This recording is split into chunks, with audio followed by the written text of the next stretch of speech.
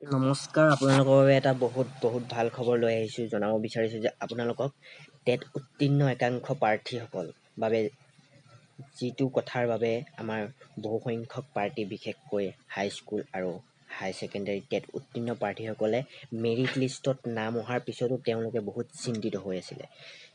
কাৰণ তেওঁলোকৰ ভৱিষ্যতৰ কেৰিয়াৰ আগবঢ়াৰ বাধাস্বৰূপে থিয় দিছিলে এখন বিশেষ নটিফিকেশ্যন, যি নটিফিকেশ্যনৰ মতে কোৱা হৈছিল যে ডাইৰেক্টৰ অফ ছেকেণ্ডেৰী এডুকেশ্যনৰ মতে যিসকলে চাকৰিত যোগদান কৰিব তেওঁলোকে 3 ইয়াৰ্ছলৈকে চাকৰি এৰিব নোৱাৰিব। তাৰ কাৰণে তেওঁলোকে বন চাইন কৰিব লাগিব। আৰু ইতিমধ্যে ছেকেণ্ডেৰী অফ এডুকেশ্যন ডিপাৰ্টমেণ্টৰ পৰা এখন নটিফিকেশ্যন জাৰি হৈছে। এইখন নটিফিকেশ্যনখন আপোনালোকে দেখিছেই।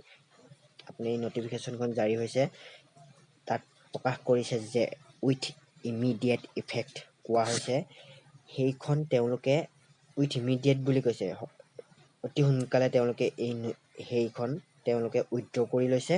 অৰ্থাৎ হাইস্কুল আৰু হাই ছেকেণ্ডেৰী টেট উত্তীৰ্ণ প্ৰাৰ্থীসকলে ডাইৰেক্টৰ অফ ছেকেণ্ডেৰীৰ অধীনত কোনো বিদ্যালয়ত জইন কৰিলে বন চাইন কৰিব নালাগে বুলি তেওঁলোকে ইয়াত প্ৰকাশ কৰিছে উইথ ইমিডিয়েট। এইখন আপোনালোকে চাই ল'ব নটিফিকেশ্যনখন, এইখন অফিচিয়েলি প্ৰকাশ পাইছে।